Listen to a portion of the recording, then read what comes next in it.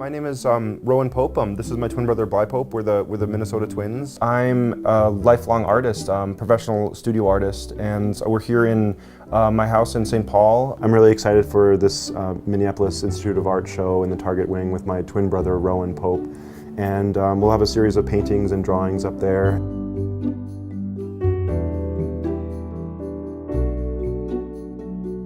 I'm more of a single source photorealist, very literal photorealism, where I work from a single photo, draw a person's face, or draw like some plants on the ground or a landscape from a single photograph. And I work more from multiple photographs in a style I've been calling composite photorealism, where I bring a lot of photographs together into a kind of more of an invented image, so I can kind of integrate my imagination into the image. Most of my art centers around narratives and stories, both fictional stories and non-fictional stories. I like to celebrate the extraordinary and the ordinary. I think that's what a lot of photorealists do. I've really found it necessary to activate and incorporate my imagination in my work. The way I found to do that is by developing a style I've been calling composite photorealism, where I work from a large variety of photographs in a purely invented image, thereby sort of integrating my imagination within the style of photorealism. Most of our artwork is a very individual kind of process. Like I mostly do my drawings like in the studio downstairs. Rowan is doing his drawings up here in our living room. We did collaborate on one piece, Uncle Fred as a boy, Frederick Manfred Jr. as a boy, and we usually don't collaborate on drawings together, but like that's one piece that you guys can see that is. Also, we collaborate on the Joe Grossnacht the portrait of Joe. Both those will be up there. So when we do work together on drawings and paintings, which is actually rare, we both kind of I think complement each other, at least when we do work together. Yeah, I think so. Like I kind of do the lighter areas and the eraser work. You do like the darker areas and like the blending. Yeah, I sort of do the foundation and the values, and you work on top of that. You know the end result before you even begin.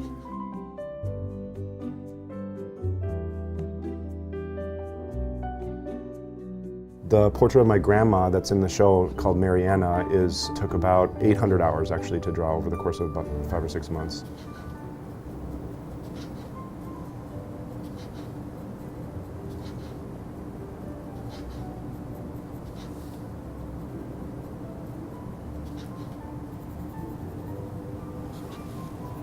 And this is sort of how I work. It's take a photograph, cut it into sections, and just kind of look at the information that I have on the drawing board, and then just kind of work into it with pencil, layer by layer. Rowan works sort of in a slightly different way, but he still uses this sort of flipping method too. Flipping the photograph back and forth in a very repeated way so that I can remember what I see. You just get into the sort of rhythm of it. Bring it away, bring it back. Building up layers after layers. Sometimes they take about 8 or 9 layers, and it becomes like nice and crisp and photorealistic. Carving out every shape I see within the photograph.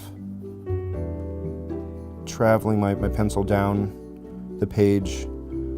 Smear with the Q-tip a little bit. What it does is kind of blurs these areas a little bit together and kind of unites them. If you want to achieve some of these darker areas, you can just really work with this nice dark, regular drawing pencil. This drawing is going to be shown at the Anemia. I think will be exciting for viewers. They'll get to see the process of my work. I'll leave some of these sections unfinished, some of them sort of half finished, and some of them more fully finished. Something about my personality just really enjoys just defining all these little edges and details and everything like that. Something about I'm just kind of a perfectionist, and it helps me get that out.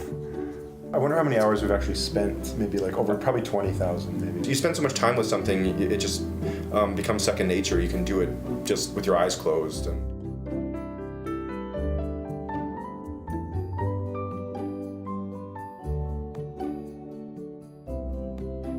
For now, it's a really creative sanctuary that we're able to make all these wonderful pieces, and our art level has increased, our concepts have increased, our output has increased, and our art just gave me so much joy, and my love for art just really ran so deep, and that I didn't really want to just have it be some sort of side thing or like a hobby. I wanted it to be a main vein in my life, a main line in my life.